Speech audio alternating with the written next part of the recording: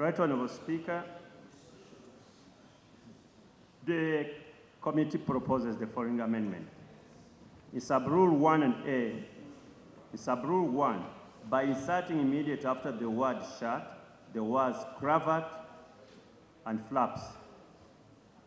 B, the other time I tried to explain to colleagues what cravats and flaps are. The presiding officer now is putting on a cravat.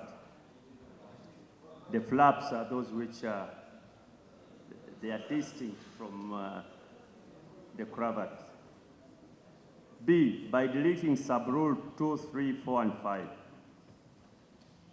2, in sub-rule 1A, by substituting for sub-paragraph 2 the following: decent dress with sleeves or dress with jacket. B, by substituting for paragraph 3 the following: decent blouse with sleeves and decent skirt or decent trouser, or decent blouse with jacket and decent skirt or decent trouser. C, by deleting sub-paragraph 4.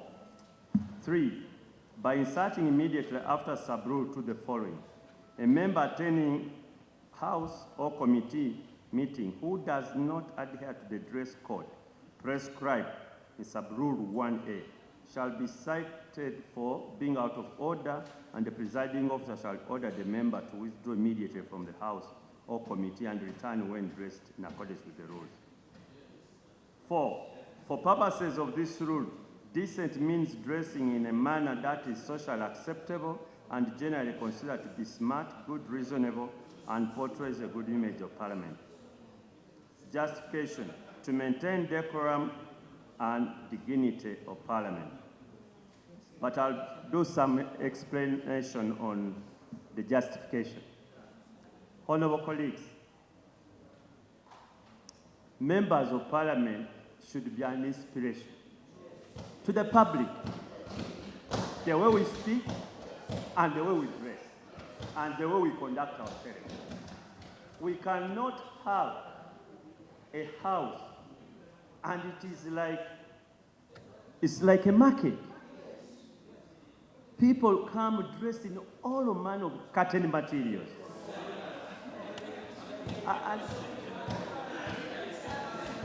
And we have a problem, Right Honourable Speaker. We know the work, the very good work done, for example, by our staff, the doorkeepers. They are very, very good members of staff.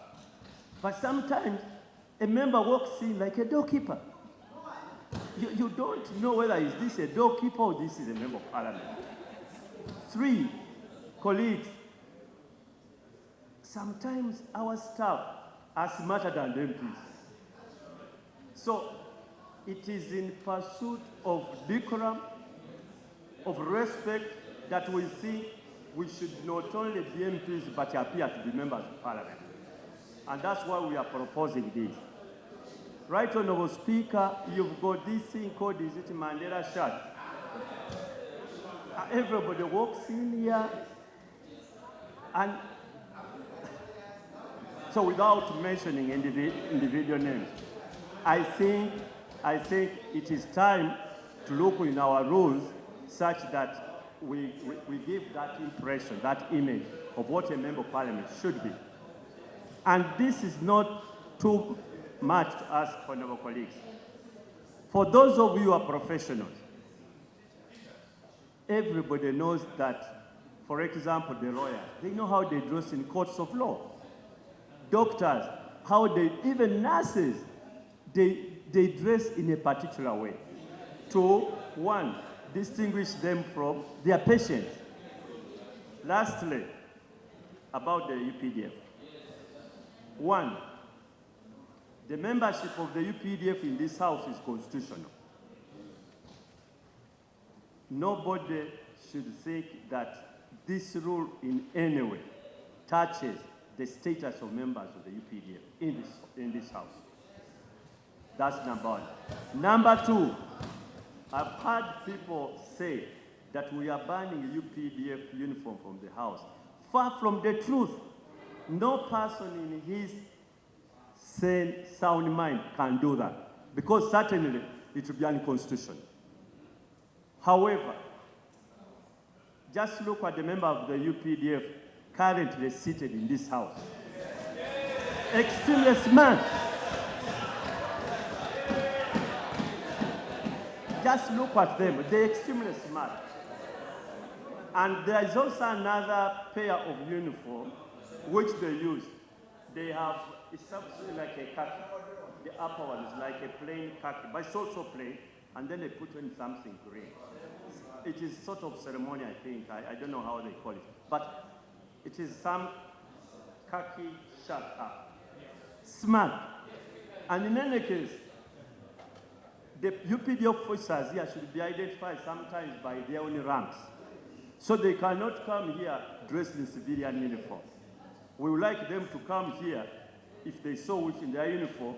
Then I can say Kano Nekesa, I can say General Mujira, because their ranks are on their shoulders and they can only be in uniform.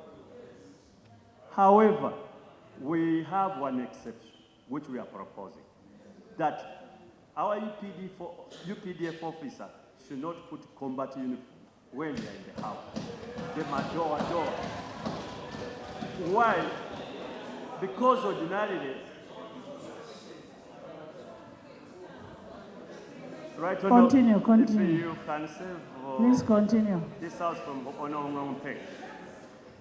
Because generally, these are supposed to be, for example, like a combat materials or uniforms, or even if they are dressed in their own camouflage, or even in their own barracks and so, that is okay. But when you are here, like we are prescribing a dress code for members of parliament, even us, we are not allowed to come here dressed as the way we wish. But we are saying in the rules we should dress this way.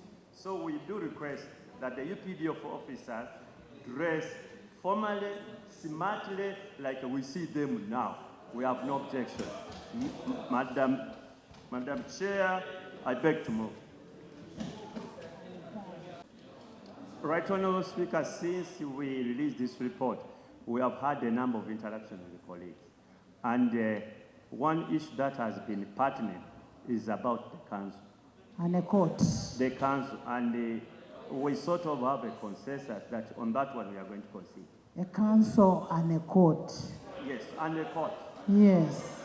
And a court. On that one we are ready to concede. Right, Honourable Chair. I'm happy to hear my chairman saying he's intending to concede on that, because it was a matter before the committee and there was a bit of disagreement. So I disagree with the removal of kanzu and jacket. That one I disagree. I propose that we remove the military attire, and the argument is clear. Military attire, that is 6. That is 8216 military attire for members of the armed forces. I wish members would listen. You ask which one. Honourable members, you listen. First listen. So, Right Honourable Speaker, to me and to many of us do not understand the variance of those military attires. The military attire is a military attire. To us, this is a civilian space. Military attires are very intimidating. Actually, the pips my colleague is arguing for, that's important that we get to see the pips. Actually, that intimidates people more. When you hear someone is a general, you may kind of subdue some people because of the pips. So my argument is, Right Honourable Chair, that military attires should not be a space for Parliament. They should come here as colleagues, dressed in their civilian wear. Important to know, Right Honourable Speaker. Yes, members, first listen to her point of dissent. We are listening to the point of dissent. Right Honourable Speaker, we all come from different professions. You know, even lawyers have a style of wearing. They're not going to come with their clothing here as lawyers. And doctors have their style. So we recognize that we all come from different professions And as we enter Parliament, we leave our professions out and we enter Parliament as representatives of people. So I recommend that military attire be removed for both men and women. I recommend that we should insert on the female wear, we insert hijab as an acceptable wear for women members of Parliament and leave on kanzu and coat. What hijab is what you're putting on? Yes, we have not said you are removing that. Hajat. Right, Honorable Speaker, a hijab is not in our rules as of now, and a hijab is surviving. So we are inserting I a wish the hijab. love master would listen. And right, Honorable Speaker, a hijab currently is surviving on allowance of traditional wear, okay? Now, when you delete traditional wear, a hijab will have no room. So unless we leave there traditional wear, or we insert hijab as unacceptable wear for Muslim women in this Parliament. Hajat. Okay. Then the hijab.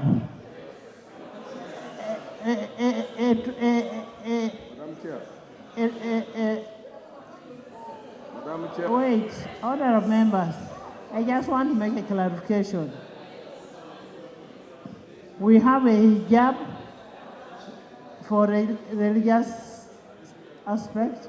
We have a council with a trouser inside. Don't come without a trouser. And a coat. Yes? Wait.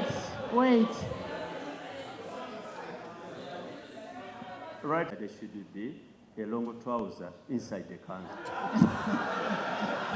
Because it has happened here before. I don't want to go into detail. I want to, first of all, commend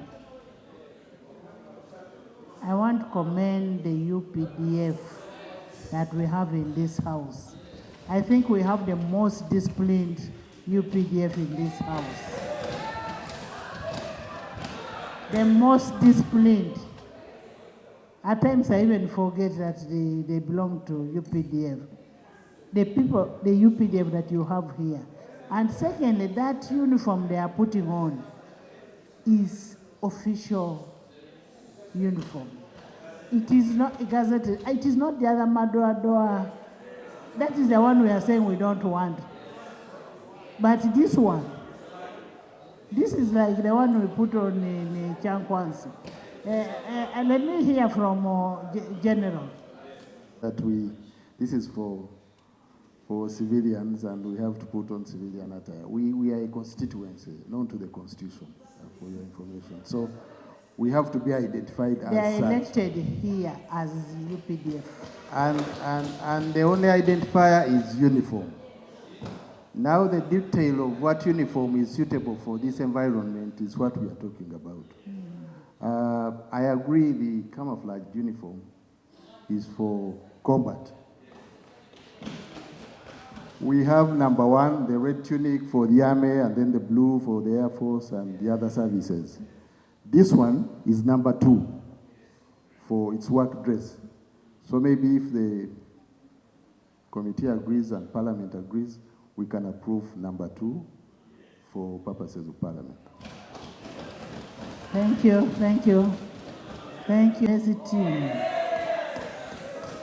Right, Madam Chair, we concede on the comments. Yes. Honorable. Thank you. Honorable Speaker, I would request that Honorable members, can we have some order? the chair suggests that a member attending House or committee meeting who does not adhere to the dress code prescribed in Sub-Rule 1 shall be cited for being out of order. Right, Honorable Speaker, I would also request that we insert in a member attending House physically and virtually, because we have seen members here on Zoom. Honorable members, let me first say, honorable members, one time. Thank you, Madam Chair. Madam Chair, this parliament is in Africa. Madam Chair, I'm one of the people who respect African culture. Madam Chair, it will be unfair. The UPDF have been accepted. The other side has been accepted. Then you chase away the African wear. I'm smart in right now. People like Macho, very smart in the African wear. People like that man, very smart in the African wear. So I request African wear to be accepted. Thank you so much, Madam Chair. Borone, that African wear is not defined. You can even bring here a back cross, which we call Orubugo. So, I have never seen you in a back cross. I think we should not accept that, right, Honorable Speaker. Asuman, Honorable Asuman, go backward. House, just because of the African wear or traditional wear, like some of them walk into this house with blouses. That's because it is traditional wear. Madam Speaker, I want to implore our members that the chairman of the committee has done a commendable job. And these people want to hide, putting on a, is it kaunda, is it what, that must be banned. You, let me conclude. No.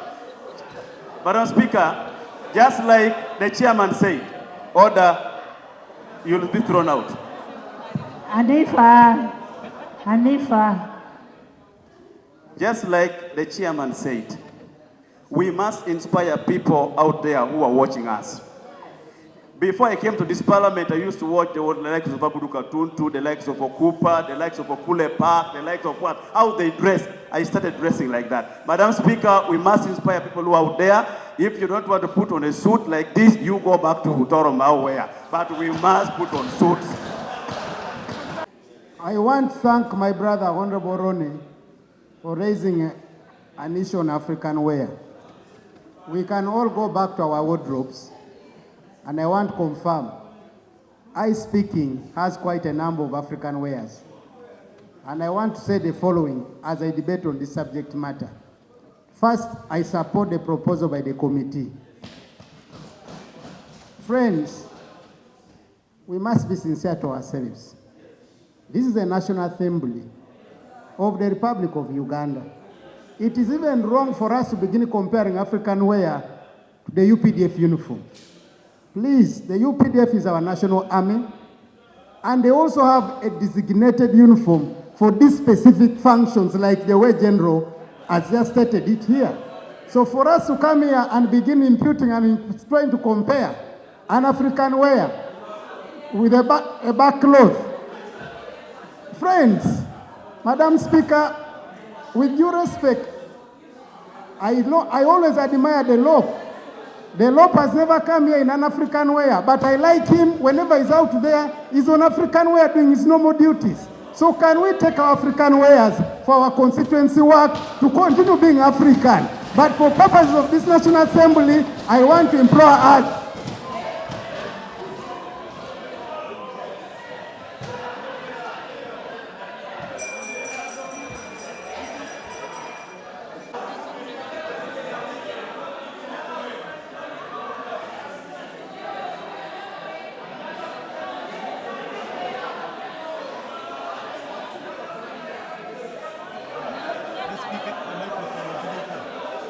Is decent and smart.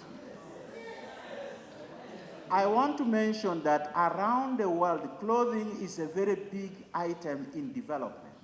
And to support development, especially the youth, we need to have tailoring promoted, which can be used to promote this country. No, even you see the Nigerian clothing, which is there. It was purposefully promoted. If you wear a decent African wear which is well tailored, you are going to promote others to wear it. Mariam, of cloth, then it appears here that this is a traditional wear. Right, Honorable Chair, when you make a Honorable Macho stand up, right, Honorable Chair, in just this house where we are, Honorable Macho is in a traditional wear, Honorable Aaron is a tradition, but you can't compare the two. So to avoid measuring which one is viable and which one is not viable, we phase it out. We can promote the tailors of traditional wear in other activities, in our constituencies, when we are doing other activities. Thank you, Right Honorable Speaker. The institution will represent is a disciplined, rule-based, and order-based. So we are very happy that the committee has come up with these proposals to amend these rules so that there is decency in the house, there is order, and we don't have anarchy. That's point number one. Number two, on the question of uniform. A uniform is a symbol of honor. It is a symbol of pride. It brings discipline, which is the bedrock of any organization, especially the military organization, and for which we are known. It is a symbol of identity for purposes of identification. Otherwise, we can be mistaken to be militias. So, for purposes of discipline, for purposes of identification, we need to put on this uniform. Thirdly, as has been pointed out, this one, our presence here, is a creation of the law, of the Constitution of the Republic of Uganda. Thank you. How else can you identify us? I therefore wish to associate myself with the recommendations of the committee that we put on this uniform, but we are discouraged from putting on the combat, and we are going to sort it out as a caucus, as a PDA. Thank you very much. Consistency of members of parliament, and when you look outside there, somebody will say, I wish I could dress like that, too, like Silo. And these are some of the things that encourage children or people outside there. And I mean, it should also be, as he has said, role-based. And it is our pride. How it looks so beautiful. Listen, honorable members.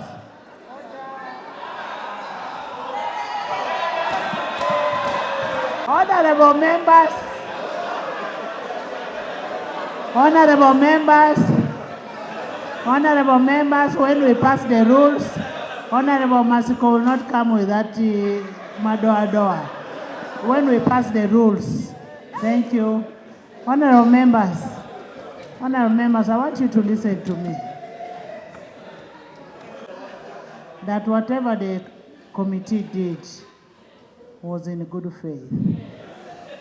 It was for the pride of this institution, for the good image of this institution. It is for the betterment of this country that when you go to Ugandan parliament, the decency in the Ugandan parliament. And I am telling you, Honorable Macho, much as you're my friend, I will not allow that.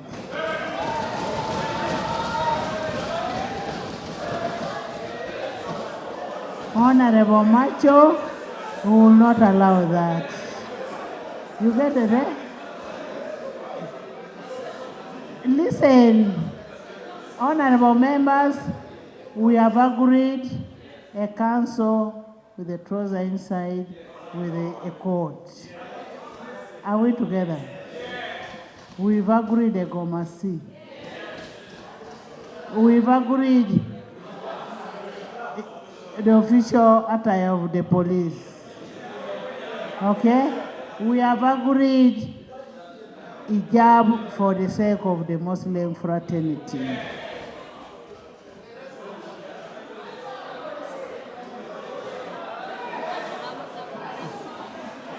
I want to hear from you. Let me first hear from you. Thank you very much. Members, I've seen colleagues at times in committees come in T-shirts, attending committee work. T-shirts and open shoes. So we have been talking about jackets, what? We also need to talk about shoes.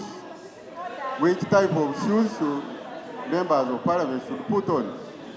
I've seen colleagues come with open shoes, in a t-shirt, in a jeans, all that.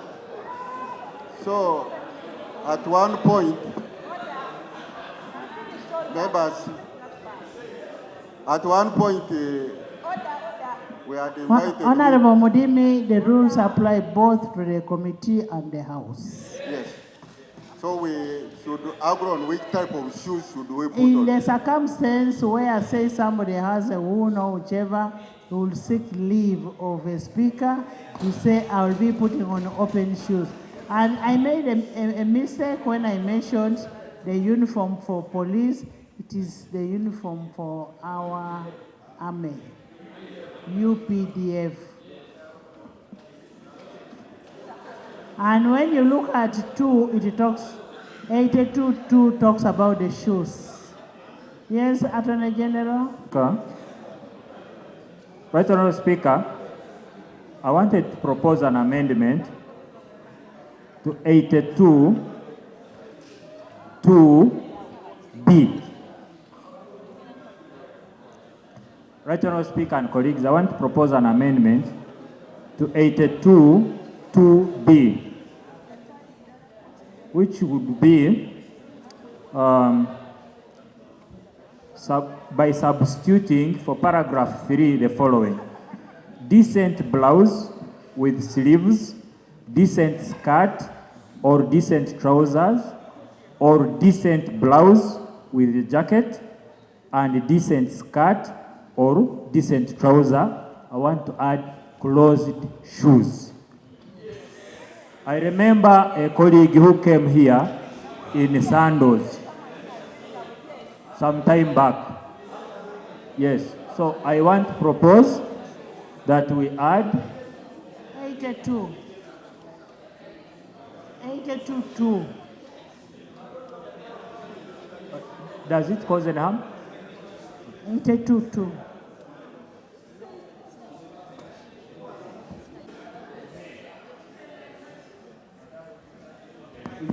Closed shoes for men, dignified shoes for women.